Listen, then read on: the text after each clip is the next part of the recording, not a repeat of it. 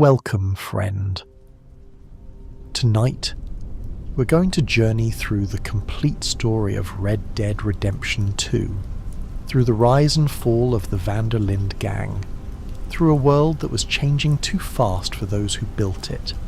This is a story of loyalty and betrayal, of dreams and their destruction, of men and women trying to survive in a world that no longer wanted them. So settle in, get comfortable, and let the story carry you away. The campfire is warm, the stars are out, and there's nowhere you need to be. Just listen and drift peacefully as we explore one of gaming's greatest tales. Our story begins in the spring of 1899, but to understand where we're going, we need to understand where we've been. The Van der Linde gang didn't appear overnight. It was built over decades, one lost soul at a time, by a man with a vision and the charisma to make others believe in it. Dutch van der Linde was born in 1855, the son of a Union soldier who died at Gettysburg. His mother struggled to raise him alone, and Dutch grew up angry at a world that took his father and left his family to suffer. That anger would fuel everything he became, would shape the philosophy that would one day inspire so many others to follow him into the wilderness. Dutch took to crime young, but he was never just a common thief. He read philosophy, educated himself, developed ideas about freedom and justice that went far beyond simple robbery. He believed the system was corrupt, that the government and corporations were stealing from ordinary people, and that the only honest response was to steal it back. He wasn't just an outlaw, he was a revolutionary, or so he told himself. In the early 1870s, Dutch met Hosea Matthews, an older con man with considerable skill and even more wisdom. Where Dutch was passionate and idealistic, Hosea was practical and cautious. They complemented each other perfectly, and their partnership would last over 20 years. Together they began building something that was more than a gang. It was a family, a community, a way of life. Arthur Morgan was one of the first to join. Just a boy when Dutch and Hosea found him, maybe 14 years old, orphaned and surviving on the streets. Dutch took him in, taught him to read, taught him to shoot, taught him the code. More importantly, Dutch gave Arthur something he'd never had: a father. Arthur's loyalty to Dutch would define his entire life, would carry him through decades of violence and hardship, would endure even when everything else fell apart. John Marston came next, another lost boy, younger than Arthur and wilder. The relationship between Arthur and John was complicated from the start. Arthur resented John, saw him as competition for Dutch's attention, while John looked up to Arthur but chafed under his judgment. They were brothers, but family relationships are rarely simple. Over the years, others joined. Susan Grimshaw, who had been Dutch's lover before becoming the camp's stern matriarch. Javier Escuela, a Mexican revolutionary fleeing his homeland. Bill Williamson, dishonorably discharged from the army and grateful for acceptance. Lenny Summers, young and brilliant, seeking opportunity in a world that offered none to black men. Charles Smith, half Native American and half African American, belonging nowhere and everywhere. Each one found in the gang something they couldn't find anywhere else: purpose, family, a place to belong. The gang developed a code, a philosophy that made them feel like more than criminals. They would steal from those who had too much, share with those who had too little, never kill unless necessary, and always look out for their own. It was Robin Hood in the American West, a romantic vision of outlawry that made crime feel noble. For years it worked, The gang prospered, moving across the west, taking what they needed, staying ahead of the law. Dutch gave speeches around the campfire about freedom and justice, about finding a place beyond civilization's reach where they could live by their own rules. He talked about Tahiti, about Australia, about anywhere that wasn't here. The destination didn't matter as much as the dream itself. But the world was changing. The frontier was closing. The railroads were connecting every corner of the country, and law enforcement was becoming more organized. The Pinkerton Detective Agency, working for the railroads and the government, had made capturing outlaws their specialty. The wild places were shrinking, and the Van der Linde gang was running out of room to run. Dutch responded to these pressures by becoming more ambitious. If small jobs were too dangerous, they should go for bigger scores. One big take could fund their escape, could buy them passage to somewhere beyond the reach of American law. They just needed one more job. This phrase, one more job, would become a refrain, a promise that was always just out of reach. In 1899, Dutch planned what he hoped would be their biggest job yet, a ferry robbery in the town of Blackwater. The ferry was carrying a fortune, enough money to fund their escape many times over. But something went wrong. The details are murky, pieced together from fragments and rumours, but what's certain is that the job turned into a massacre. People died, innocent people, in numbers that shocked even hardened outlaws. The gang barely escaped, leaving behind not just the money but any hope of returning to their old ways. The Blackwater job changed everything. Before, the Van der Linde gang had been wanted criminals, but they had maintained a certain reputation. They were outlaws, not murderers. That reputation, carefully cultivated over decades, was destroyed in a single bloody afternoon. Now they were hunted like never before, with the Pinkertons on their trail and rewards that would tempt even loyal friends. The gang fled north into the mountains, into a region called Amberino, where the snow fell thick and the cold cut through the warmest clothes. They found shelter in an abandoned mining town called Coulter, a collection of ramshackle buildings that offered protection from the elements if nothing else. It was here, in the frozen wilderness, that our story truly begins. The gang is at its lowest point, starving, freezing, hunted. The optimism of the golden years seems like a distant memory. Now there is only survival. Arthur Morgan leads scouting parties into the blizzard, searching for food, for shelter, for any sign of hope. He finds a homestead where a woman named Sadie Adler has been hiding, her husband murdered by a rival gang called the O'Driscolls. Arthur brings her back to camp, adding another lost soul to their family. In the mountains, Dutch tries to maintain morale, giving speeches about the future, about the plan, about how they'll get through this together. But there's a new edge to his words, a desperation that wasn't there before. The Blackwater job has shaken him, though he won't admit it. Something has changed in Dutch van der Linde, something that Hosea sees and worries about, something that Arthur notices but pushes aside because the alternative is too frightening to consider. After weeks in the mountains, the weather finally breaks enough for the gang to move. They descend from the peaks, heading east toward a region called the Heartlands. Dutch has a plan, as always. They'll find a new place to set up camp, lay low for a while, and then figure out their next move. The gang makes camp near a town called Valentine, a rough cattle town where strangers don't attract too much attention. Valentine is muddy and rough-hewn, built on the cattle trade. Cowboys drive their herds through on the way to market, spending their wages in the saloons before moving on.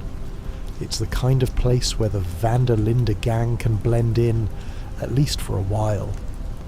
They set up camp at Horseshoe Overlook, a scenic spot with good sight lines and multiple escape routes, and begin the slow process of rebuilding. Arthur throws himself into the work as he always does.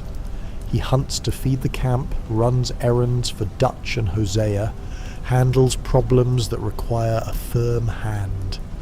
He's the gang's fixer, the one who gets things done when others can't or won't. In Valentine, Arthur encounters a man named Thomas Downs, a rancher who owes money to the gang's loan shark. Arthur is sent to collect the debt, and when Downs can't pay, Arthur beats him. It's an ugly scene, one that Arthur doesn't think much about at the time. But Thomas Downs is sick, dying of tuberculosis. When Arthur beats him, Downs coughs blood into Arthur's face. It's a small moment, easily forgotten in the chaos of outlaw life. But that moment will change everything, will set in motion Arthur's own mortality, though he doesn't know it yet. The gang pulls off several successful jobs in the area. They rob a train, steal horses, run cons in town. For a brief time, things seem to be improving. The gang has money again, has hope again. Dutch talks about moving west, about finding a place where they can start over. The dream, battered but not broken, still flickers in the darkness. But the Pinkertons haven't given up. Agents Milton and Ross track the gang to Valentine, confronting Arthur and demanding information about Dutch. Arthur refuses, of course, but the message is clear. They can run, but they can't hide. The hunters are closing in, and the gang is forced to move again. This time to a new camp in a region called Clemens Point, near the town of Rhodes. Rhodes is a small town in the state of Lemoyne, a region still scarred by the Civil War.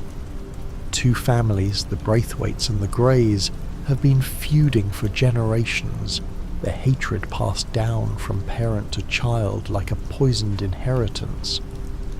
Dutch sees an opportunity to play both sides, to ingratiate the gang with each family while secretly robbing them both. It's a dangerous game, but Dutch is confident in his ability to manipulate people. The gang splits up, with some members working for the Braithwaites and others for the Greys. They run errands, provide muscle, make themselves useful while gathering information. It's classic Dutch strategy. Get close, learn everything, then strike when the time is right. Arthur has doubts about the plan. The feuding families are dangerous and unpredictable, but he keeps his doubts to himself, trusting Dutch as he always has. The situation becomes complicated when the gang discovers that the Braithwaites have kidnapped Jack Marston, John's young son, and sold him to a crime lord in St. Denis. The discovery sends the gang into a fury. Whatever doubts they had about Dutch's plan are swept away by the need to rescue the boy. They attack the Braithwaite mansion, burning it to the ground, killing anyone who stands in their way. The assault is brutal and effective, but it doesn't recover Jack. They'll have to go to St. Denis to get him back. Meanwhile, the Greys have figured out that the gang has been playing them. They set a trap in Rhodes, ambushing several gang members in the streets. Sean Maguire is killed, shot through the head without warning. Others barely escape with their lives. The Rhodes disaster is a turning point. The gang has lost one of their own, has made powerful enemies, has been exposed as manipulators. The careful strategy Dutch had planned has collapsed into chaos and bloodshed. The gang flees Rhodes, heading towards St. Denis to rescue Jack.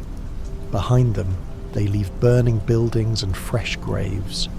The dream of a clean escape seems more distant than ever, but they press on because there's nothing else to do, nowhere else to go. St. Denis is unlike anywhere the gang has been before. It's a major city with paved streets, electric lights, and a police force that actually functions. The old ways of the frontier don't work here. The gang sets up camp at an abandoned plantation called Shady Bell, a decaying mansion in the swamps outside the city, and Dutch makes contact with Angelo Bronte, the crime lord who bought Jack. Bronte is sophisticated, cultured, everything Dutch pretends to be. He agrees to return Jack in exchange for the gang doing some work for him. It's a devil's bargain, but they have no choice. Jack is returned, traumatized but alive, and John and Abigail are overjoyed. But the experience has changed them. They're starting to wonder if this life is worth the cost, if there might be another way to live. The gang does jobs for Bronte, small tasks that feel beneath them, but keep them in his good graces. Dutch chafes at being subordinate to anyone, but he bides his time, planning something bigger.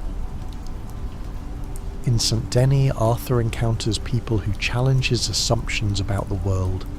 He meets suffragettes fighting for women's rights, helps a former slave searching for his lost family, attends shows at the theatre.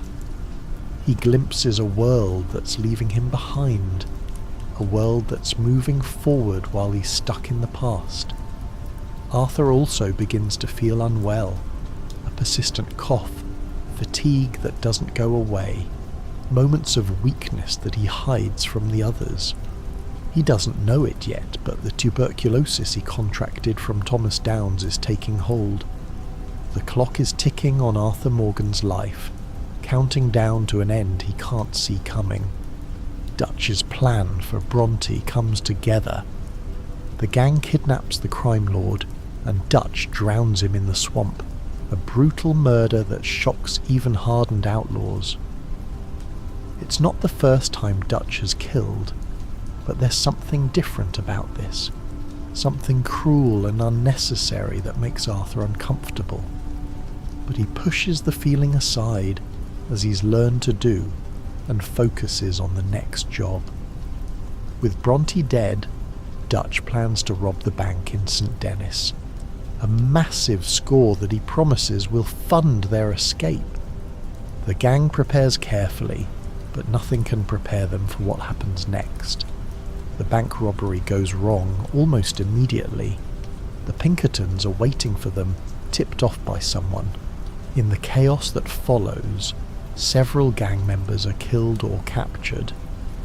Hosea Matthews, Dutch's oldest friend, is shot dead in the street.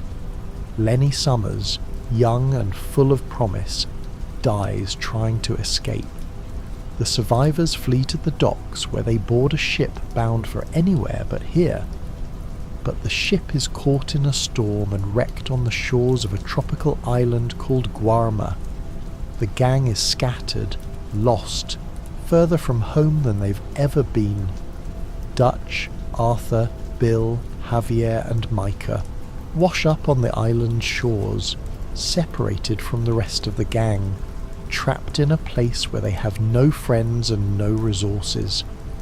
Guarma is a sugar-producing island ruled by a brutal dictator. The heat is oppressive, the jungle is hostile, and the local military shoots outsiders on sight. Dutch makes contact with the local revolutionary, and in exchange for help escaping the island, Dutch agrees to assist the revolution. Arthur does most of the actual work, fighting through the jungle, rescuing prisoners, gathering intelligence. His cough is getting worse, but there's no time to rest.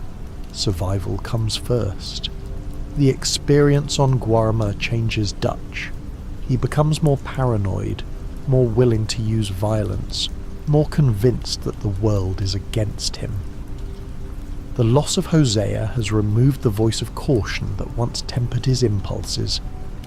Without Hosea, Dutch is unmoored, drifting towards something dark that Arthur can sense but can't quite name. The gang eventually escapes Guarma, making their way back to the American mainland. But they return to find that everything has changed. The rest of the gang has scattered, the camp has been abandoned, and the Pinkertons are closer than ever. They regroup at a new location called Beaver Hollow, a cave system in a remote area. It's defensible but grim, a far cry from the comfortable camps of the past. The gang that gathers at Beaver Hollow is diminished, traumatized, held together more by desperation than by hope. The dream that Dutch once spoke of so eloquently seems to have died somewhere along the way. Now there is only survival, only the next job, only the endless running from enemies who never stop pursuing. Dutch becomes increasingly erratic. He talks about plans that make no sense, forms alliances with people who clearly can't be trusted, lashes out at anyone who questions him. Micah Bell, a relatively new member of the gang, has become Dutch's closest advisor. Micah is everything the old gang stood against. Cruel, selfish, willing to hurt anyone for personal gain. But Dutch listens to him, values his counsel, defends him against criticism. Arthur watches this transformation with growing horror. The man he's followed his whole life, the man he considered a father, is becoming a stranger.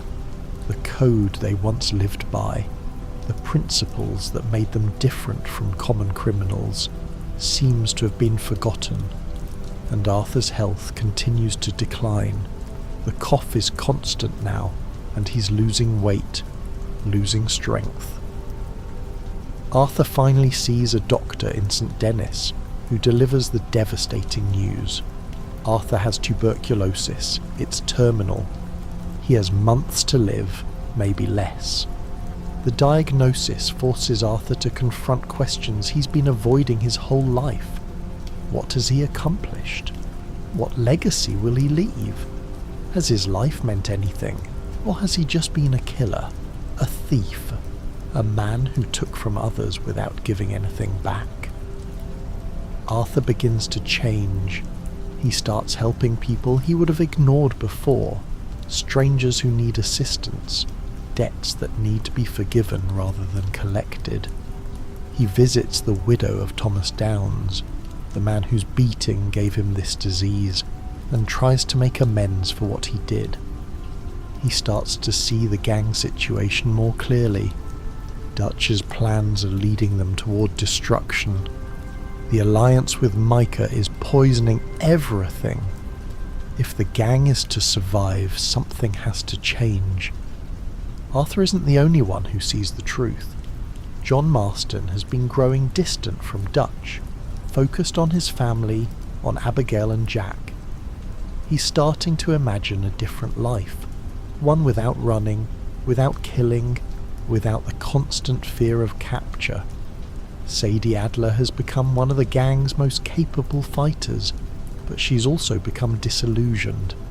Charles Smith has been helping the Wapiti Indians, a tribe being pushed off their land, and he sees in their struggle a reflection of the gang's own situation. The gang is fracturing, splitting into factions. On one side are those who still believe in Dutch, who follow him without question, Micah, Bill, Javier. On the other side are those who have started to doubt, Arthur, John, Charles, Sadie. In the middle are those who are simply trying to survive, who don't know what to believe anymore. Dutch plans one final job, a train robbery that he promises will give them enough money to escape. But Arthur suspects it's a trap, suspects that Micah has been working with the Pinkertons all along. He tries to warn Dutch, but Dutch won't listen. The man who once valued Arthur's counsel above all others now dismisses him, calls him a doubter, a traitor to the cause. The train robbery goes ahead, and it's as chaotic as Arthur feared. The gang gets the money, but at a terrible cost. More members are killed or captured. The Pinkertons close in. The gang returns to Beaver Hollow to find it under attack. In the chaos that follows, the gang finally irrevocably fractures. Arthur confronts Dutch about Micah, about the betrayals, about everything that's gone wrong. Dutch is forced to choose between Arthur, the man who's been loyal to him for decades, and Micah, the man who tells him what he wants to hear. Dutch chooses Micah. It's the final betrayal, the moment when Arthur realizes that the man he followed, the man he loved like a father, is truly gone.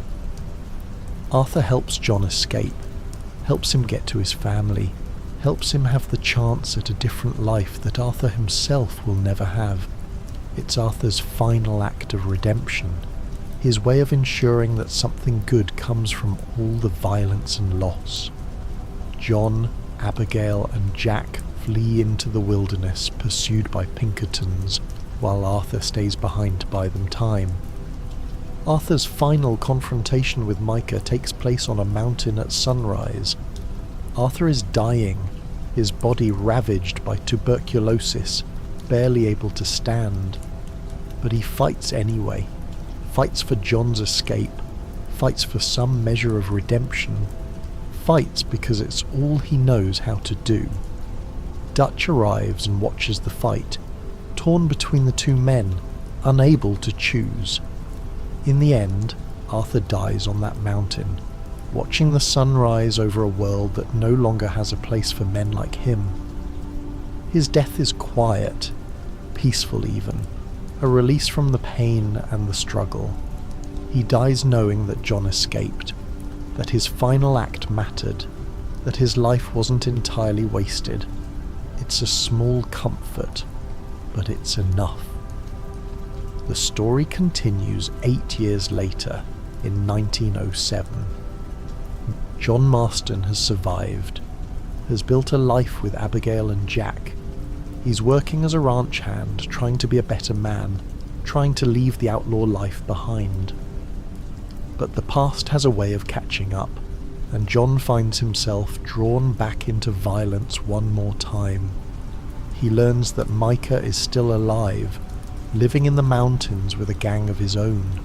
Sadie Adler and Charles Smith find John and convince him to help them get revenge for Arthur, to finish what Arthur started.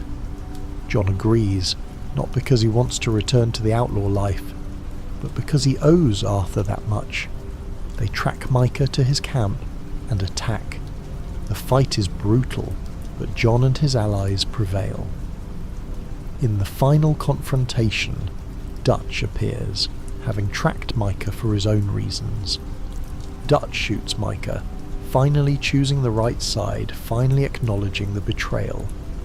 He looks at John, says nothing, and walks away into the wilderness. It's the last time John will see him. With Micah dead and the past finally settled, John returns to his family. He buys a ranch, builds a house with his own hands, tries to create the life that Arthur died to give him. For a few years it works. John becomes a rancher, a husband, a father. He's not perfect, but he's trying, and that's enough. The game ends with John, Abigail and Jack standing outside their new home, watching the sunset. It's a moment of peace, of hope, of the possibility that maybe, just maybe, they can escape the past and build something better. The music swells, the screen fades, and we're left with the image of a family that has survived against all odds. But those who've played the first Red Dead Redemption know that this peace won't last. In 1911, the government will come for John, will force him to hunt down his former gang members, will promise him freedom if he complies. John will do what they ask, will track down Bill and Javier and Dutch, will watch Dutch throw himself off a cliff rather than be captured. And then the government will betray John, will attack his ranch, will kill him in front of his family. Jack will survive, will grow up, will become a man shaped by violence and loss. In 1914, he will track down the government agent who ordered his father's death and kill him in a duel. It's a hollow victory, revenge that brings no peace, but it's all Jack has. The cycle of violence continues, passed from generation to generation, never truly ending. But tonight, we don't need to think about that. Tonight we can rest in this moment of peace, in the sunset over Beecher's Hope, in the hope that maybe this time things will be different. We can remember Arthur Morgan, who died trying to do something good. We can remember Hosea Matthews, who tried to be the voice of reason. We can remember all the lost souls who found family in the van der Linde gang, who lived and died by a code that meant something, even if the world didn't understand it. The story of Red Dead Redemption 2 is a tragedy, but it's also a story about loyalty, about friendship, about trying to do the right thing even when you've spent your whole life doing wrong. It's about men and women who are products of their time, who couldn't adapt to a changing world, who held on to their way of life until it destroyed them. Arthur Morgan's journey from unthinking enforcer to thoughtful, compassionate man seeking redemption is one of gaming's greatest character arcs. His transformation is gradual, earned through experience and suffering, made all the more powerful by the knowledge that he's dying. Arthur doesn't get a happy ending, doesn't get to see the fruits of his redemption. He dies alone on a mountain, his body broken, his dreams unfulfilled. But he dies knowing that he helped someone, that John and his family escaped, that his final act mattered. Dutch van der Linde's fall from idealistic leader to paranoid tyrant is equally compelling. Dutch isn't a simple villain. He genuinely believed in his philosophy, genuinely cared for his gang members, genuinely thought he was fighting for something important. But the pressures of leadership, the losses he suffered, the betrayals real and imagined, broke something in him. By the end, he's a shadow of what he once was, a man who has lost everything, including himself. The supporting characters are equally well drawn. Hosea Matthews, the wise counsellor whose death removes the last restraint on Dutch's worst impulses. John Marston, trying to be a better man for his family. Sadie Adler, transformed from helpless widow to deadly gunfighter. Charles Smith, quiet and principled, helping others even as his own world falls apart. Each one has their own arc, their own struggles, their own moments of triumph and tragedy. The world of Red Dead Redemption 2 is itself a character, a living, breathing place that feels more real than almost any other game world. The attention to detail is extraordinary. The way mud accumulates on Arthur's clothes, the way his hair grows over time, the way NPCs have daily routines and react realistically to the player's actions. The world feels lived in, authentic, a place where people actually exist rather than just waiting for the player to interact with them. The game's themes resonate beyond its historical setting. It's about the cost of loyalty, about following leaders who may not deserve to be followed. It's about the difficulty of change, about how hard it is to become a better person when your entire identity is built on being something else. It's about mortality, about making peace with death, about finding meaning in a life that's ending. It's also about the end of an era, about the closing of the frontier and the loss of freedom that came with it. The van der Linde gang represents the old ways, the wild ways, the freedom to live outside society's rules, but that freedom comes at a cost, and as the world modernizes, as civilization spreads, there's less and less room for people like them. They're dinosaurs, living past their time, unable to adapt to a world that no longer wants them. The game doesn't romanticize the outlaw life. It shows the violence, the suffering, the moral compromises required to live outside the law. Arthur kills dozens, maybe hundreds of people over the course of the game. Some deserve it, some don't, but all of them are human beings whose deaths matter. The game forces players to confront the consequences of violence, to see the widows and orphans left behind, to understand that every action has a cost. But it also shows the appeal of that life, the freedom and camaraderie that made people choose it despite the dangers. The moments around the campfire, the songs and stories, the sense of belonging to something larger than yourself, these are real and valuable, even if they're built on a foundation of crime. The gang is a family, dysfunctional and violent, but a family nonetheless. Red Dead Redemption 2 is ultimately about trying to find meaning in a meaningless world, about trying to be good when you've spent your life being bad, about trying to leave something positive behind when you know you're running out of time. Arthur's journal, filled with sketches and observations, is his attempt to record his life, to prove that he existed, that he saw beauty in the world even as he contributed to its ugliness. The game's ending, with Arthur's death and John's survival, is bittersweet. Arthur doesn't get redemption in the traditional sense. He doesn't get forgiven, doesn't get to start over, doesn't get a happy ending. But he gets something perhaps more valuable, the knowledge that his final act mattered, that he helped someone escape the life that destroyed him, that he died trying to do something good.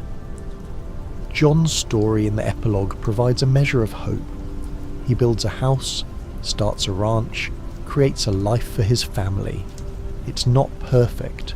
John is still rough around the edges, still prone to violence, still haunted by his past. But he's trying, and that effort matters. The house he builds, board by board, is a physical manifestation of his attempt to create something rather than destroy, to build rather than tear down. The game's final shot of John, Abigail and Jack standing outside their home is deliberately hopeful. The music is uplifting, the lighting is golden, the mood is peaceful. For players who don't know what comes next, it's a happy ending. For those who have played the first game, it's tragic, because we know this peace won't last, that John's past will catch up with him, that he'll die just as Arthur did, trying to protect his family. But even knowing that, the moment has power, because for now, in this moment, they're happy, they're together, they're safe, they have a home. The future will bring what it brings, but right now they have this, and maybe that's enough. Maybe that's all anyone can ask for. Moments of peace and happiness, equals however fleeting, in a world that's often cruel and unforgiving. The world of Red Dead Redemption 2 extends far beyond the main story, filled with encounters and mysteries that reveal the depth of Rockstar's creation. Let's explore these quieter moments, the side stories and stranger missions that add texture to an already rich tapestry. Hamish Sinclair lives alone at O'Cree's Run, a veteran of the Civil War who lost his leg at the Battle of Antietam. When Arthur first meets him, Hamish has been thrown from his horse Buell, a temperamental creature that has left him stranded. Arthur helps him home, and a friendship begins that unfolds across multiple encounters. Hamish teaches Arthur to fish, takes him hunting for a legendary boar, and shares stories of his life before and after the war. Hamish's cabin is modest but comfortable. Fishing rods line the walls, a fire burns in the hearth, and the lake outside his door provides food and peace. He has built a life that asks nothing of the world and expects nothing in return. His contentment is genuine, earned through years of learning to live with loss. The final encounter with Hamish is bittersweet. He takes Arthur hunting for a wolf, but the hunt goes wrong. Hamish is mortally wounded, and in his final moments he asks Arthur to take care of Buell. The horse, once so difficult, becomes a companion for Arthur's remaining journey. Charlotte Balfour came west with her husband, seeking a new life in the wilderness. When Arthur finds her, she's recently widowed, alone in a cabin she doesn't know how to maintain, surrounded by a world she doesn't understand. Her husband Cal died of unknown causes, leaving her with no skills for frontier survival. She cannot hunt, cannot properly maintain a fire, cannot defend herself. Arthur teaches her to survive, shows her how to hunt rabbits, how to shoot a rifle, how to live in a world that offers no safety nets. Charlotte learns quickly. By the second encounter, she has killed her first deer. By the third, she has become competent enough to survive on her own. Her transformation from helpless widow to capable frontier woman is one of the game's most satisfying character arcs. If Arthur visits Charlotte in the late game, after his tuberculosis diagnosis, their conversation takes on additional weight. Arthur knows he is dying, knows that his time for teaching is limited. Charlotte's survival becomes a kind of legacy, proof that he could help someone, that his existence had value beyond violence. In the epilogue, John can visit Charlotte and find her thriving. She has built a life at Willard's Rest, comfortable and self-sufficient. She speaks fondly of Arthur, of the man who saved her life by teaching her to save herself. Her survival is Arthur's quiet triumph, a good deed that outlasted him. The veteran and the widow are just two of many stranger missions that populate the game world. There's Marko Dragic, the Serbian inventor working on cutting-edge technology in his hidden laboratory. Arthur helps him demonstrate a remote-controlled boat and conduct experiments with electricity during thunderstorms. Marko's greatest creation is an automaton, a mechanical man that he builds to be his companion and legacy. But the creation eventually kills its creator, and the automaton can be found later sitting on a mountaintop, watching the sunrise, experiencing wonder for the first time. There's the Gunslinger missions, where Arthur meets a writer named Theodore Levin, who is researching famous gunslingers for a book. Arthur tracks down these legends: Billy Midnight, Emmett Granger, Flaco Hernandez, and Black Bell, learning their stories and, in most cases, killing them in duels. The final revelation is that Levin himself is Jim Boy Calloway, a washed-up gunslinger trying to reclaim his fame through other people's stories. Arthur can choose to duel him or walk away, but either way, the mission explores themes of legend versus reality, of how the West mythologizes violence. The Night Folk are a mysterious group that haunts the swamps of Lemoyne. They appear at night, silent and deadly, attacking travellers with machetes and bows. They never speak, never explain themselves, never reveal their purpose. They're one of the game's most unsettling elements, a reminder that the world contains mysteries that can't be explained, dangers that can't be reasoned with. Encountering them is always disturbing, always unexpected, always a reminder that the swamps hold secrets that are better left undiscovered. The ghost of Agnes Dowd can be found in the Bluewater Marsh, appearing only at night between certain hours. She's translucent, glowing, clearly not of this world. If Arthur follows her, she leads him to her corpse, and a nearby letter explains her story. She was murdered by her husband and thrown into the swamp. The ghost is not hostile, just sad, a spirit that cannot rest until her story is known. It's one of several supernatural elements in the game that suggest the world contains more than can be explained by science or reason. The ghost train runs through the swamps late at night, a translucent locomotive that appears and disappears without explanation. It cannot be boarded, cannot be stopped, just runs its route and vanishes. Players have theorised about its meaning. Is it a time echo, a glimpse of a train that ran these tracks decades ago? Is it the spirits of those who died in a train crash? The game never explains, leaving it as pure mystery, a reminder that some things exist beyond understanding.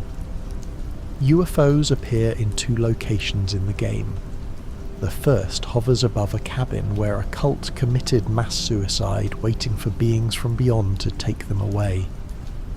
The second appears above Mount Shan, the highest point in the game, visible only at specific times under specific conditions.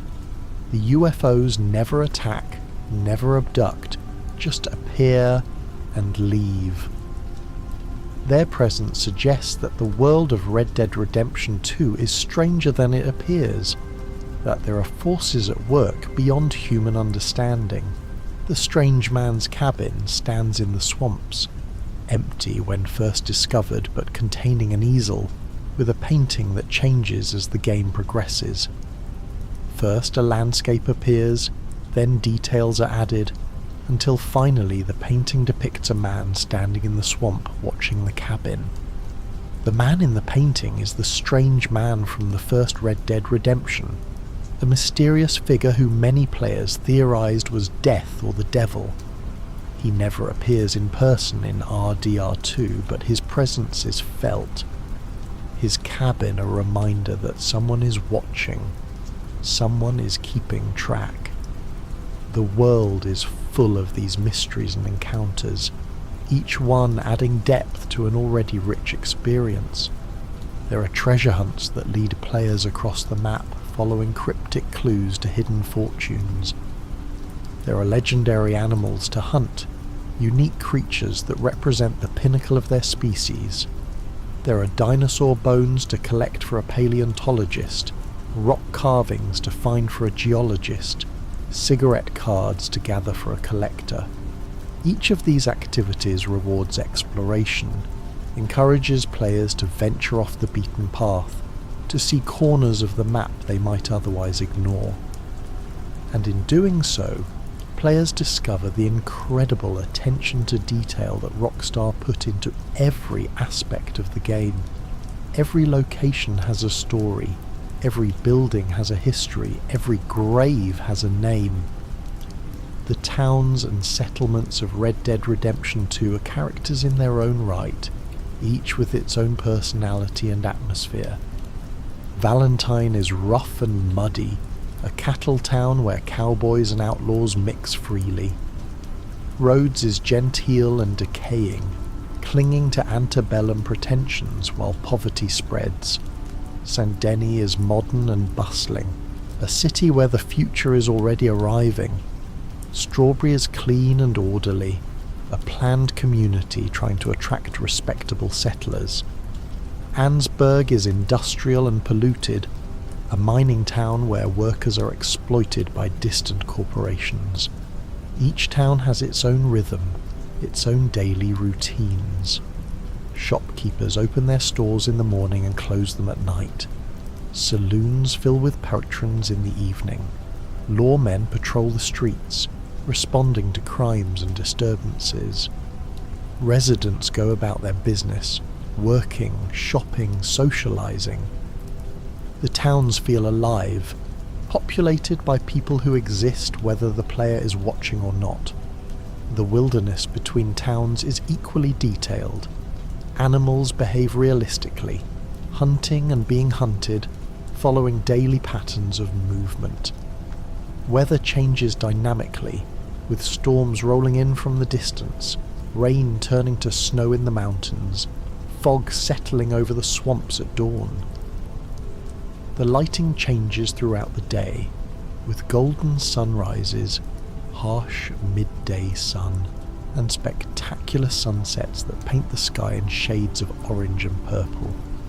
The game's honor system tracks Arthur's moral choices, affecting how NPCs react to him and influencing the story's ending. High honor Arthur is greeted warmly in towns. receives discounts from shopkeepers, and dies watching the sunrise with the sense of peace. Low honor Arthur is feared and avoided, pays more for goods, and dies in darkness, consumed by regret. The system isn't perfect.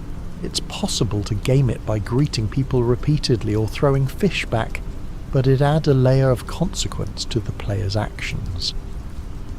Arthur's journal is one of the game's most touching elements. Throughout his journey, Arthur sketches the landscapes he sees, the people he meets, the animals he encounters. He writes about his experiences, his thoughts, his doubts. The journal reveals a man who is thoughtful and observant, who appreciates beauty even as he contributes to ugliness, who questions his choices even as he continues making them. Reading Arthur's journal entries adds depth to his character, shows sides of him that he never reveals in conversation. The journal also changes based on the player's honour level. High honour Arthur writes with more hope, more compassion, more belief that he can be better. Low honour Arthur is more cynical, more bitter, more resigned to his fate. The journal is Arthur's attempt to make sense of his life, to record his existence, to prove that he was here and that he mattered. The camp interactions are another highlight of the game. When Arthur is in camp, he can participate in activities, have conversations, and observe the daily life of the gang. He can play poker with the other members, contribute to sing-alongs around the campfire, help with chores, or just sit and listen to people talk. These moments don't advance the plot, don't provide gameplay rewards, but they make the gang feel like a real community. The conversations that occur in camp reveal character depths that the main missions only hint at. Uncle tells exaggerated stories of his youth. Hosea reminisces about the gang's early days. Javier plays guitar and sings songs from Mexico. Karen drinks and tells stories that reveal her pain. Mary Beth writes in her journal, working on stories she hopes to publish. Tilly and Mary Beth discuss their hopes for the future. Dutch and Hosea argue about the gang's direction. These overheard conversations create the sense that the camp is a living place, that relationships exist and evolve whether the player is paying attention or not. The gang members have lives beyond their interactions with Arthur, histories and hopes that extend past the boundaries of the main story. They laugh together, argue together, work together, live together. They're a family, dysfunctional and violent, but a family nonetheless. The camp ledger tracks every donation made by every gang member, revealing patterns of behaviour that the game never explicitly states. Arthur donates consistently, often the largest amounts. Dutch donates occasionally, usually after making a speech about the importance of contribution. Micah rarely donates anything. The ledger also tracks what the donations are used for: medicine for the sick, food for the hungry, ammunition for the fighters. The camp's economy is visible in these entries, the flow of resources that keeps the community alive. As the game progresses and the gang's situation deteriorates, the camp changes. In the early chapters, there's music and laughter. People are optimistic. The atmosphere is hopeful. By the later chapters, the camp is quiet and tense. People are suspicious of each other. The atmosphere is oppressive. The physical locations change too, from the scenic overlook near Valentine to the decaying plantation near St. Denis to the grim cave system at Beaver Hollow. Each location reflects the gang's declining fortunes, their increasing desperation. The game's music is integral to its emotional impact. The score, composed by Woody Jackson, uses guitars, banjos and other traditional instruments to create a soundscape that feels authentically Western. The music swells during dramatic moments, fades to silence during tense encounters, and provides a melancholic backdrop to Arthur's journey. The licensed songs used in key moments, unshaken during Arthur's ride back from Guarma, That's the Way It Is during his final ride, are perfectly chosen to enhance the emotional weight of these scenes. The voice acting is equally impressive. Roger Clark's performance as Arthur Morgan is nuanced and powerful, conveying the character's complexity through subtle changes in tone and inflection. Benjamin Byron Davis brings Dutch to life as a charismatic leader, whose descent into paranoia is both tragic and believable. Rob Weethoff returns as John Marston, older and more mature than in the first game, but still recognisably the same character. The entire cast delivers performances that make the characters feel real, that make their relationships believable, that make their fates matter. The game's graphics are stunning, pushing the PlayStation 4 and Xbox One to their limits. The character models are incredibly detailed, with realistic skin textures, individual strands of hair, and subtle facial animations that convey emotion. The environments are equally impressive, from the snow-covered peaks of the Grizzlies to the humid swamps of Lemoyne to the arid deserts of New Austin. The lighting is particularly noteworthy, with realistic shadows, atmospheric fog, and spectacular sunsets that make players stop just to admire the view. The attention to detail extends to every aspect of the game. Arthur's clothes get dirty and need to be washed. His hair and beard grow over time and can be styled at barbers. His weight changes based on how much he eats, affecting his appearance and stats. Guns get dirty and need to be cleaned to maintain their performance. Horses bond with Arthur over time, becoming more responsive and reliable. The game simulates these systems not because they're necessary for gameplay, but because they add to the sense of immersion, the feeling that this is a real world with real consequences. The hunting and fishing systems are surprisingly deep. Different animals require different approaches. Some can be hunted with a rifle, others need a bow for a clean kill, still others must be trapped. The quality of the pelt depends on the animal's condition and how cleanly it was killed. These pelts can be sold or used to craft clothing and equipment. Legendary animals provide unique materials for special items. The system encourages players to learn about the animals, to study their behaviour, to approach hunting as a skill rather than just pointing and shooting. Fishing is similarly detailed. Different fish are found in different bodies of water, require different bait and lures, and put up different levels of fight. Landing a large fish requires patience and technique, reeling in when the fish is tired, letting out line when it struggles. It's a peaceful activity, a break from the violence and chaos of the main story, a chance to just sit by a river and enjoy the scenery. The game's side activities provide additional ways to engage with the world. Poker, blackjack, dominoes, and five-finger fillet are available in various locations. These games are fully functional, following real rules, providing genuine challenge. Players can spend hours just playing cards in a saloon, winning and losing money, enjoying the atmosphere. There are also shooting challenges, hunting challenges, horseback challenges, and more, each one testing different skills and rewarding completion with unique items. The random encounters that occur while travelling add life to the world. Arthur might come across a snakebite victim who needs medicine, a person whose horse has thrown them, a couple being robbed by bandits, a prisoner being transported who begs for rescue. These encounters are procedurally generated but feel organic. like natural occurrences in a living world.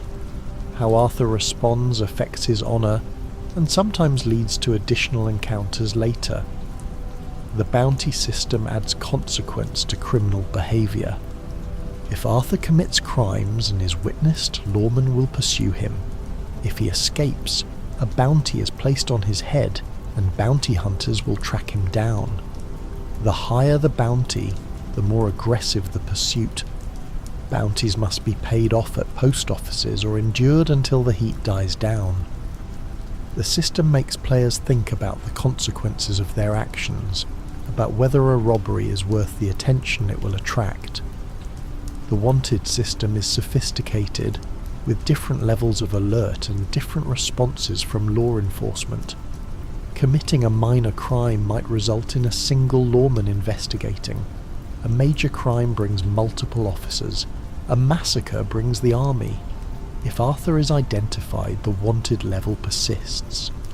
If he escapes before being identified, the wanted level fades. Wearing a mask helps avoid identification, as does changing clothes after a crime. The system rewards planning and caution, punishes recklessness. The game's realism extends to its violence. Gunfights are brutal and bloody, with realistic wound effects and ragdoll physics. Shooting someone in the leg causes them to fall and crawl. Shooting them in the arm makes them drop their weapon. Headshots are instantly fatal. The game doesn't shy away from the consequences of violence, showing the blood and the suffering, making players confront what they're doing. It's not gratuitous, but it's not sanitized either. Violence in Red Dead Redemption 2 is ugly and disturbing, as it should be. The Deadeye system, which allows Arthur to slow time and target multiple enemies, is explained in-universe as a natural talent that some gunslingers possess. It's a gameplay mechanic, but it's also part of Arthur's character, part of what makes him one of the most dangerous men in the West. As the game progresses, Deadeye evolves, gaining new abilities that make Arthur even more formidable. By the end, he can mark vital organs, ensuring instant kills. It's a power fantasy, but one that's grounded in the game's reality. The crafting system allows Arthur to create items from materials gathered in the world. Animal pelts become clothing, herbs become medicine, meat becomes food. The system encourages exploration and hunting, rewards players for paying attention to their surroundings. Some of the best items in the game can only be crafted, requiring specific materials from specific animals. The legendary animal outfits in particular are impressive both visually and mechanically, providing significant bonuses while looking distinctive. The horse system is one of the game's most praised features. Horses are not just vehicles but companions, with their own stats, temperaments and appearances.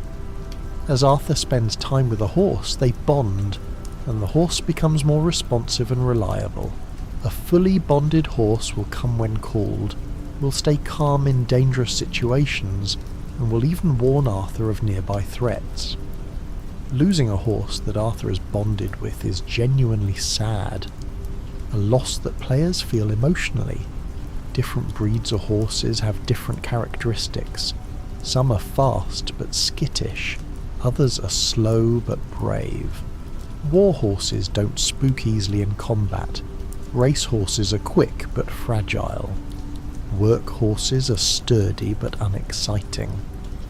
Players can choose horses that match their playstyle, or they can simply pick the one they find most beautiful. The game supports both approaches, never forcing a particular choice. The stables where horses are kept and purchased are detailed and functional. Stable owners have personalities, offer advice about horses, and remember Arthur if he returns. Horses can be customised with different saddles, stirrups, and accessories, each affecting stats and appearance. A well-equipped horse is a significant investment, but one that pays off in improved performance and style. The game's economy is carefully balanced. Money is valuable, but not scarce. Jobs and robberies provide income, but expenses add up. Ammunition, medicine, food, clothing, stable fees, bounties. Players must manage their finances, deciding what's worth spending money on and what can wait. The camp fund adds another layer, requiring donations to keep the community supplied. It's not a survival game, but resources matter, and carelessness can leave Arthur broke and under-equipped. The clothing system is extensive, with hundreds of items available for purchase or crafting. Arthur can dress as a gentleman, a cowboy, a mountain man, or anything in between. Clothing affects how NPCs react. Fancy clothes get respect in cities, rugged clothes are better for the wilderness. Clothing also affects stats, with warm clothes needed in cold weather, and light clothes better in heat. The system encourages players to maintain multiple outfits for different situations. The photography mode allows players to capture moments from their journey, creating images that can be shared or just kept as memories. The mode offers extensive controls over camera angle, depth of field, filters, and more. Players have created stunning images using this mode, turning the game into a platform for virtual photography. It's a feature that wasn't necessary but adds value, allowing players to engage with the game's beauty in a new way. The game's length is substantial. The main story alone takes 50 to 60 hours to complete, and that's without doing side content. Completionists can easily spend 150 plus hours exploring every corner of the map, completing every challenge, finding every collectible. The game respects the player's time by making the journey enjoyable, by filling the world with interesting things to discover, by ensuring that there's always something new to see. The epilogue, which follows John Marston after Arthur's death, is substantial enough to be its own game. It's several hours long, with its own story arc, its own missions, its own emotional beats. Playing as John after spending so long as Arthur is jarring at first, but it serves an important purpose. It shows that life continues after tragedy, that new beginnings are possible, that hope endures even after loss. The epilogue also provides closure for several storylines. John tracks down Micah and gets revenge for Arthur. He builds a house for his family, literally constructing it board by board in a series of missions that are surprisingly satisfying. He reconnects with Charles and Sadie, the survivors of the gang who have built new lives. He makes peace with his past and looks toward his future, even though players who know what's coming understand that this peace is temporary. The game's final mission, where John, Sadie and Charles attack Micah's camp, is cathartic. After everything Micah did, after all the betrayals and deaths he caused, seeing him finally face justice is deeply satisfying. Dutch's appearance and his decision to finally shoot Micah adds another layer. It's too late to matter, too late to change anything, but it's an acknowledgement that Dutch knows he was wrong, that he chose the wrong person, that he destroyed everything he built. Dutch's final words to John, "I have nothing to say to you," and his departure into the wilderness are haunting. He's a broken man, having lost everything, knowing that it was his own fault.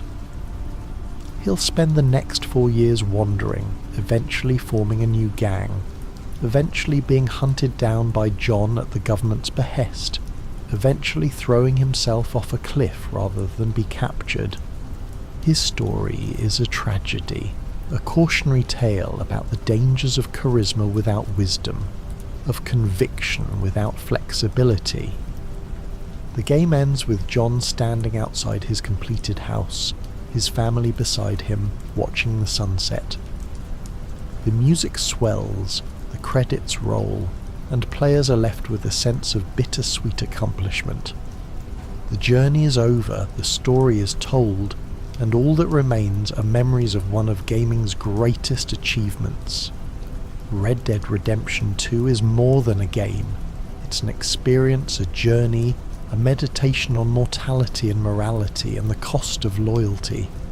It's a technical marvel, pushing hardware to its limits to create a world that feels alive. It's a narrative triumph, telling a story that resonates emotionally and intellectually. It's a love letter to the Western genre, honouring its tropes while subverting its myths. Most importantly, it's a game about people, flawed, complex human people trying to survive in a world that's changing too fast.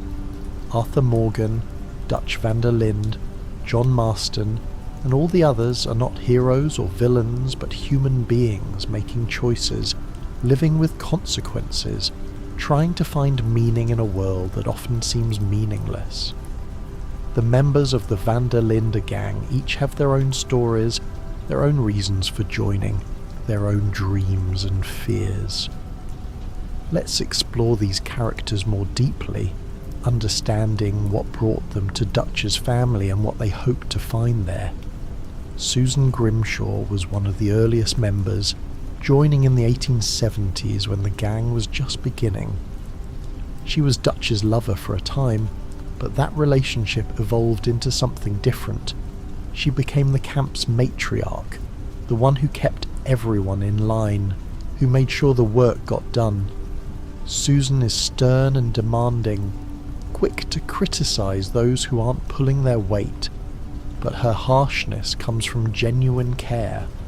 She wants the gang to survive, wants everyone to be safe, and she knows that survival requires discipline and hard work. Her death during the final assault on the camp is tragic. She's shot by Micah, killed by the very poison that infected the gang, dying while trying to protect the family she helped build. Pearson is the camp cook, a former Navy man who found his way to the frontier after his seafaring days ended. He's overweight, often drunk, and prone to telling exaggerated stories about his adventures at sea. But he's also competent at his job, keeping the gang fed even when supplies are scarce, making meals from whatever ingredients are available. Pearson dreams of opening a store someday, of leaving the outlaw life behind and becoming a respectable businessman. In the epilogue, if John visits Rhodes, he can find that Pearson achieved his dream. He owns a general store, is married, has become a pillar of the community.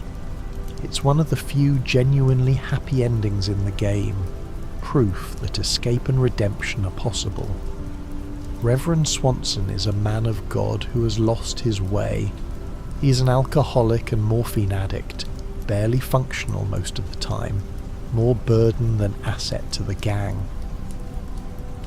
But Arthur helps him throughout the game, listening to his drunken confessions, providing money for his habits, never giving up on him. Swanson eventually finds the strength to leave the gang and get clean, writing Arthur a letter thanking him for his patience and support. In the epilogue, newspaper articles reveal that Swanson has become a successful preacher in New York, helping others find the redemption he found for himself. His story is about the possibility of change, about how even those who seem beyond help can turn their lives around with support and determination. Uncle is a mystery wrapped in laziness. No one knows his real name or his history before joining the gang. He claims to have lumbago, a back condition that conveniently prevents him from doing any hard work. He's a drunk and a complainer, seemingly useless, yet somehow he's been with the gang for years. The truth is that Uncle is more capable than he pretends. When the situation demands it, he can fight, can ride, can do whatever needs doing. His laziness is a choice, a way of avoiding responsibility, but his loyalty is genuine. He stays with John in the epilogue, helps him build his ranch, and eventually dies defending the Marston family in the first Red Dead Redemption. Uncle's story is about how family isn't always about usefulness, about how even the seemingly worthless have value. Tilly Jackson joined the gang as a young girl, rescued from an abusive situation by Dutch. She's smart and capable, one of the few gang members who can see clearly what's happening as Dutch descends into paranoia. Tilly dreams of a normal life, of marriage and children and respectability. She eventually leaves the gang and achieves that dream, marrying a lawyer and settling down. In the epilogue, John can visit her and find her happy, living the life she always wanted. Her escape is another example of how leaving is possible, how the gang doesn't have to be a life sentence. Mary Beth Gaskill is a romantic, a dreamer who writes stories in her journal and imagines a life beyond crime. She's sweet and kind, one of the most genuinely good people in the gang. She dreams of becoming a published author, of seeing her stories in print. In the epilogue, John can encounter her at a train station, where she reveals that she's achieved her dream. She's published novels under a pen name and is making a living as a writer. Her success is inspiring, proof that dreams can come true even for outlaws, that talent and determination can overcome a criminal past. Karen Jones is a tragic figure, a woman who uses alcohol to numb pain she can't otherwise escape. She's loud and brash when drunk, which is increasingly often as the game progresses. Karen is in love with Sean Maguire, and his death devastates her. She spirals into alcoholism, becoming less and less functional, until eventually she simply disappears. The game never reveals what happened to her. She just leaves one day and never comes back. Her fate is left ambiguous, but the implication is dark. Karen's story is about how not everyone makes it, how some people are broken by their experiences and never recover. Molly O'Shea is Dutch's girlfriend, an Irish woman who joined the gang because she was in love with him. But as Dutch becomes more paranoid and distant, Molly feels increasingly neglected and desperate. She claims to have betrayed the gang to the Pinkertons, hoping to hurt Dutch as he's hurt her. Susan shoots her for this betrayal, but later it's revealed that Molly was lying. She never actually talked to the Pinkertons.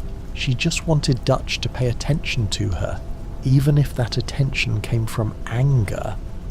Her death is pointless, a waste, the result of miscommunication and pain. Molly's story is about the dangers of loving someone who can't love you back, about how desperation can lead to self-destruction. Abigail Roberts is John Marston's partner and the mother of his son Jack. She was a prostitute before joining the gang, and her past is something she's not proud of but doesn't hide from. Abigail is practical and tough, a survivor who does what needs to be done. She loves John but is frustrated by his immaturity, by his reluctance to fully commit to being a father and partner. Throughout the game, she pushes John to be better, to think about his family's future, to consider leaving the gang. Her persistence eventually pays off. John does become a better man, does build a life for his family even if that life is ultimately cut short. Abigail's story is about the power of love and persistence, about how one person's faith can help another person change. Jack Marston is just a boy during the events of RDR2, innocent and curious, unaware of the darkness surrounding him. He loves reading, loves learning, represents hope for a better future. The gang's adults try to protect him from the worst of their lifestyle, but he sees more than they realise. His kidnapping by the Braithwaites traumatises him, exposing him to violence and fear that no child should experience.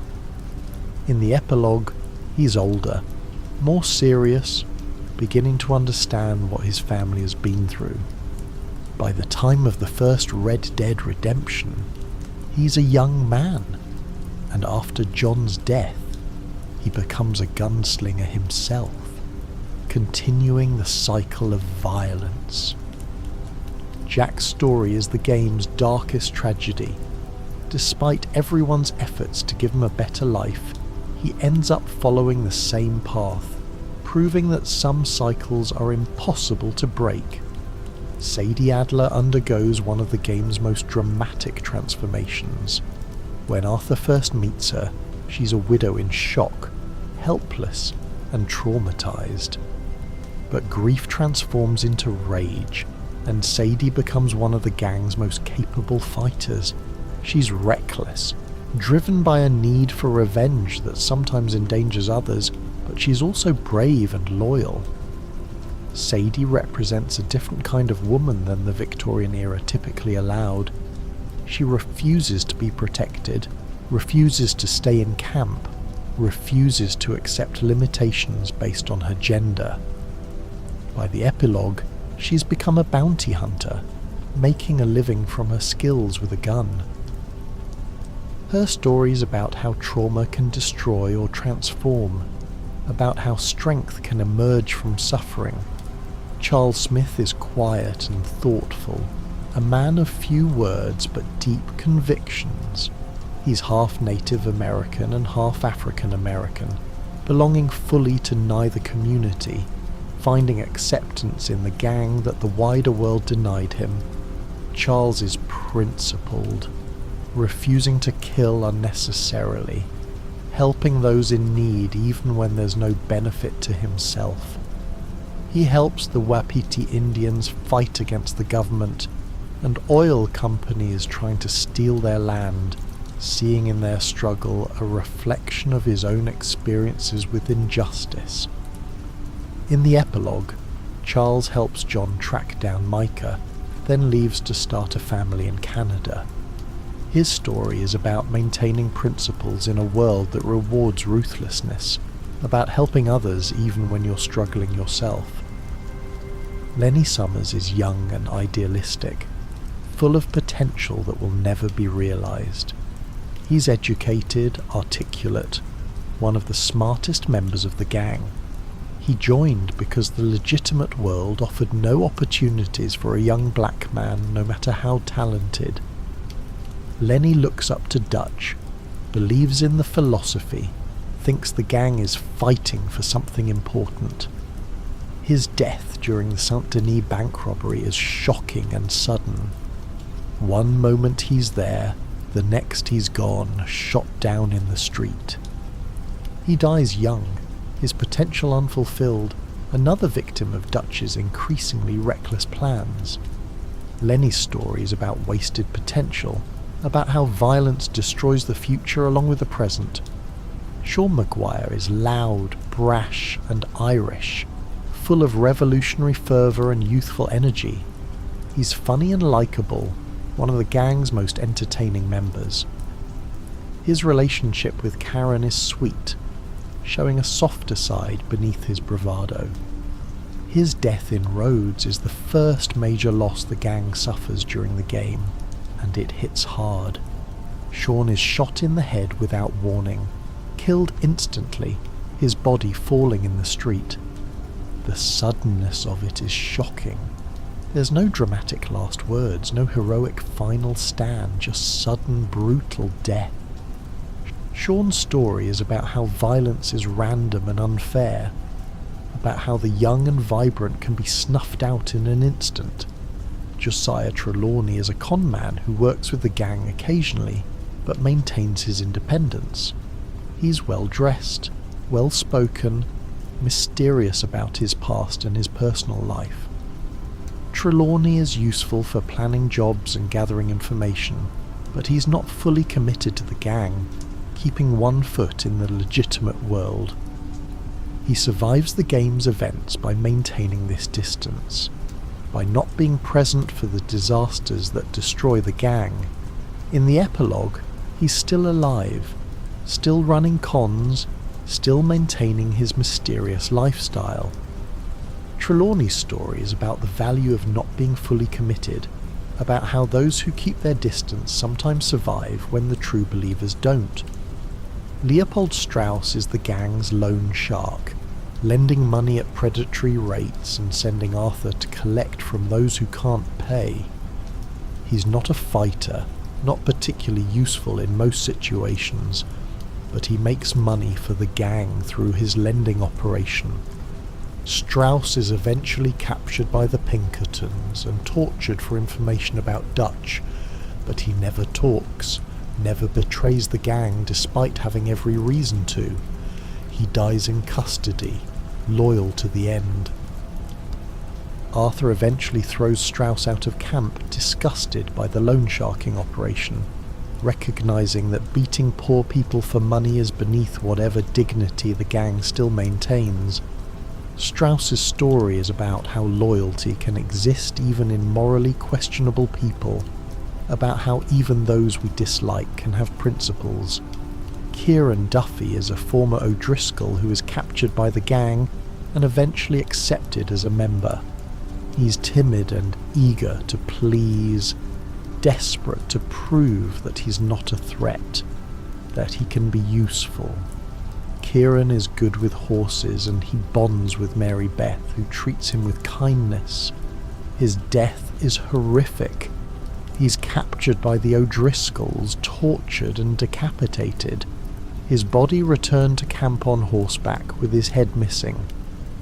It's one of the game's most disturbing moments, a reminder of the brutality of the world the gang inhabits. Kieran's story is about how innocence and kindness offer no protection in a violent world, about how trying to escape your past doesn't always work. Bill Williamson is rough, crude, and often cruel. He was dishonourably discharged from the army and found acceptance in the gang that the military denied him. Bill is loyal to Dutch to a fault, unable or unwilling to see the leader's descent into madness. He sides with Dutch and Micah in the final split, choosing loyalty over reason. In the epilogue, Bill has formed his own gang in New Mexico, becoming a leader in his own right. In the first Red Dead Redemption, John is forced to hunt him down, eventually cornering him in Mexico where Bill is killed. Bill's story is about how loyalty without wisdom is dangerous, about how following bad leaders leads to bad ends. Javier Escuella is a Mexican revolutionary who fled to America after his cause failed. He's talented with a gun and a guitar, charming and capable. Javier is loyal to Dutch, grateful for the acceptance he found in the gang. But as the gang fractures, Javier is torn. He sides with Dutch in the end, but reluctantly, clearly uncomfortable with the choice. In the first Red Dead Redemption, John tracks him down in Mexico and either captures or kills him. Javier's story is about how loyalty can force impossible choices, about how sometimes there are no good options. Micah Bell is the game's primary antagonist, a man who is cruel, selfish, and manipulative. He joins the gang late, and from the beginning, he's trouble. Micah is racist, sexist, and violent, taking pleasure in hurting others. He flatters Dutch, tells him what he wants to hear, drives a wedge between Dutch and those who would counsel caution. Micah is revealed to be a Pinkerton informant, betraying the gang for money and immunity. His death at John's hands in the epilogue is satisfying, a moment of justice for all the pain he caused. Micah's story is about how evil exists, about how some people are simply bad, about how charismatic leaders can be manipulated by those who tell them what they want to hear. The locations of Red Dead Redemption 2 are as important as the characters, each one contributing to the game's sense of place and history. The Grizzlies are harsh and unforgiving, Snow-covered mountains where survival is a constant struggle. Coulter, the abandoned mining town where the game begins, is a ghost town, its buildings empty, its residents long gone. The mountains represent the gang at their lowest point, cold and desperate, barely surviving. The heartlands are rolling plains, perfect for cattle ranching, dotted with farms and small settlements. Valentine is the region's main town, muddy and rough, a place where cowboys and outlaws mix freely.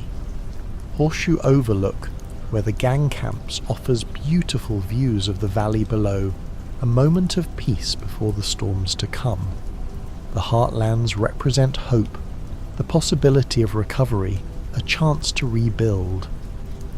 Lemoyne is the south, still scarred by the Civil War, divided between old money and new poverty. Rhodes is a small town dominated by two feuding families, the Braithwaites and the Greys, whose hatred has poisoned the entire region. The swamps around St. Denis are mysterious and dangerous, home to the night folk and other threats. Shady Bell, the abandoned plantation where the gang camps, is decaying and haunted, a symbol of the South's inability to move past its history. St. Denis is modernity incarnate, a bustling city with electric lights, streetcars and a diverse population. It's based on New Orleans with French architecture and a cosmopolitan atmosphere. The city represents the future, the world that's replacing the frontier, the civilization that has no place for outlaws. The gang's time in St. Denis is marked by disaster, the bank robbery that kills Hosea and Lenny, the shipwreck that strands them on Guarma. The city is where the dream dies, where the gang's fate is sealed. New Hanover is diverse, containing mountains, forests and plains. Ansburg is a mining town, industrial and polluted, where workers are exploited by distant corporations. The Wapiti Indian Reservation is home to a tribe being pushed off their land, fighting a losing battle against the government and oil companies. Beaver Hollow, the gang's final camp, is a cave system, dark and oppressive, a fitting location for the gang's final days. West Elizabeth contains some of the game's most beautiful locations. Strawberry is a planned community, clean and orderly, trying to attract respectable settlers.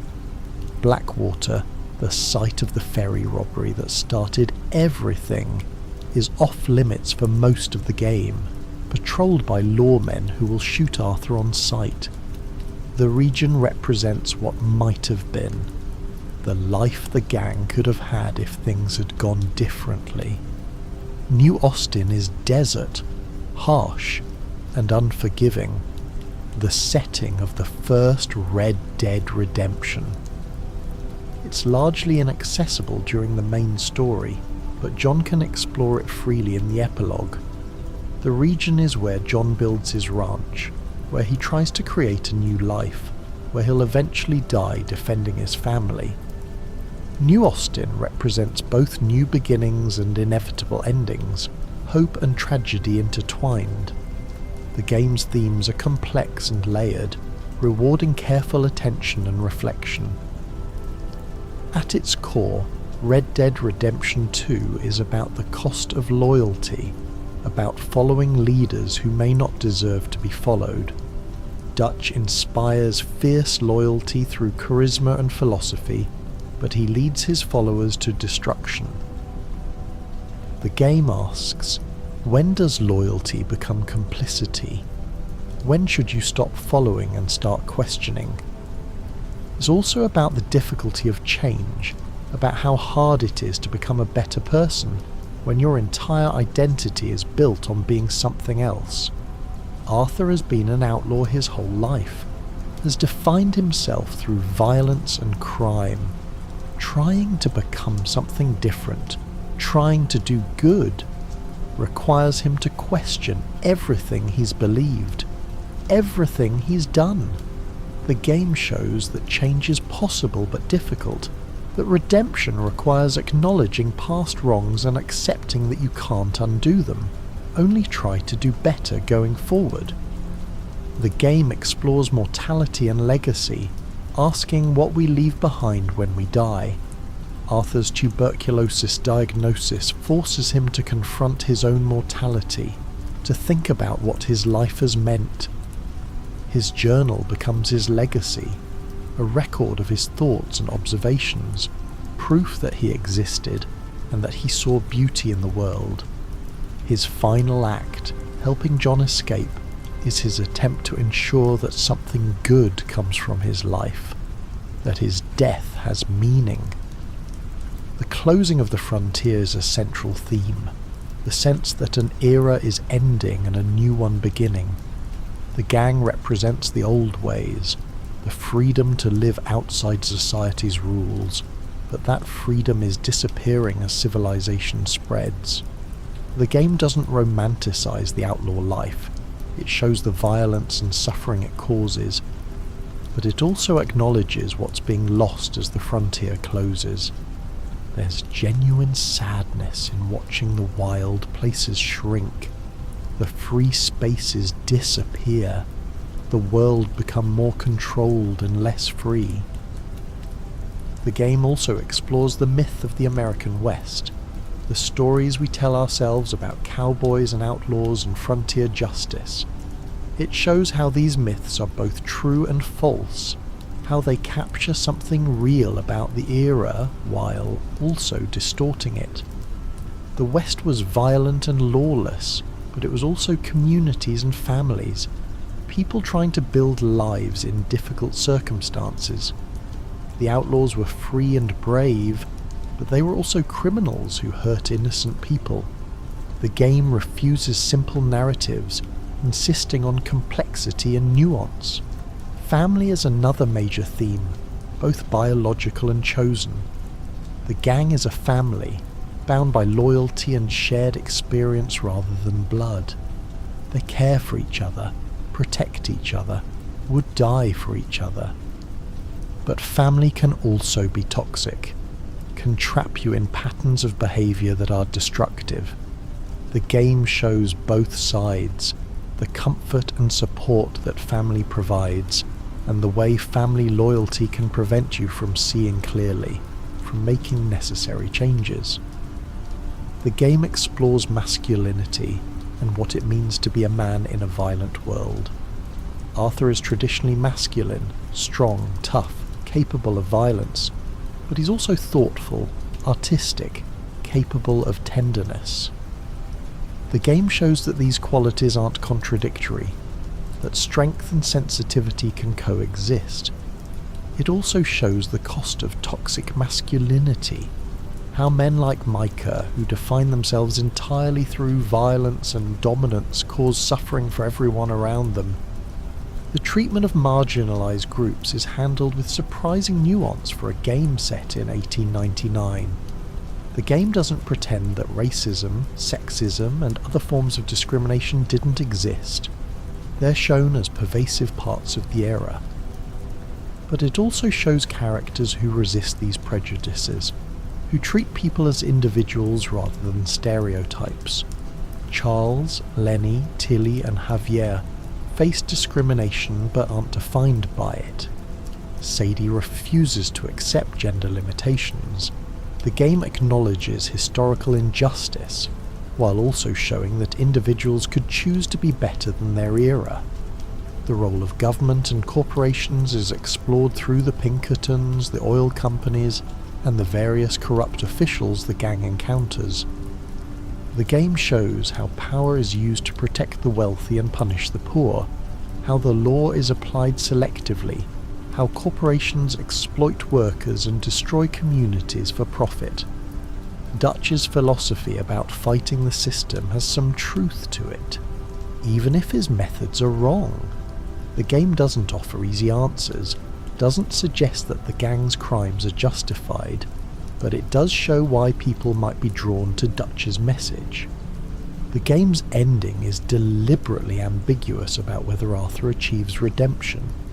He dies trying to do something good, but he can't undo the harm he's caused, can't bring back the people he's killed.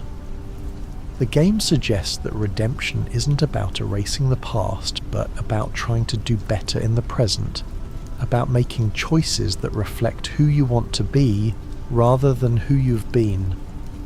Arthur's redemption is incomplete, imperfect, but it's real. He becomes a better person, even if he can't become a good person. The epilogue's focus on John building his house is symbolically important. After a life of destruction, John is creating something, building with his own hands, making something that will last. The house represents hope, the possibility of a different life, the chance to be something other than an outlaw. That the house will eventually be the site of John's death adds tragic irony, but it doesn't negate the hope. For a few years, John has peace, has family, has a home. That's worth something, even if it doesn't last. Red Dead Redemption 2 is ultimately a game about trying to find meaning in a world that often seems meaningless, about trying to be good when you've spent your life being bad, about trying to leave something positive behind when you know you're running out of time. It's about the bonds we form with others, the choices we make, the legacies we leave. It's about how the past shapes us but doesn't have to define us. How change is possible even when it's difficult. How redemption is always worth seeking even if it's never fully achieved.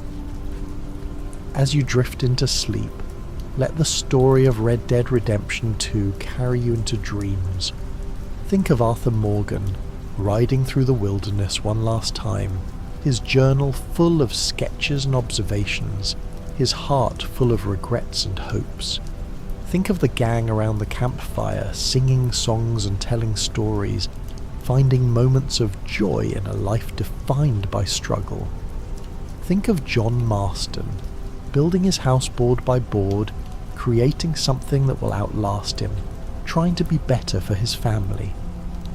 The west is vast and quiet tonight, the stars bright overhead, the campfire burning low. Somewhere in that vast wilderness, the Van der Linde gang is riding, still free, still together, still believing in Dutch's dream. It's a dream that will end in tragedy, but for now, in this moment, it's alive. And that's enough. Sleep well, friend.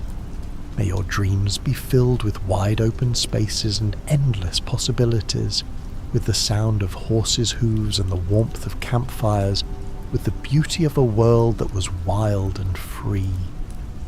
May you wake refreshed, carrying with you the lessons of Arthur's journey, that it's never too late to try to be better, that loyalty matters but so does wisdom, and that even in a life filled with mistakes, there's always a chance for redemption. The night is peaceful, the world is quiet, and somewhere, Arthur Morgan is watching the sunrise one last time, at peace with his choices, ready for whatever comes next. Rest easy, knowing that his story, and the stories of all who rode with him, will live on as long as there are people to remember them. Good night, and may the West live forever in your dreams.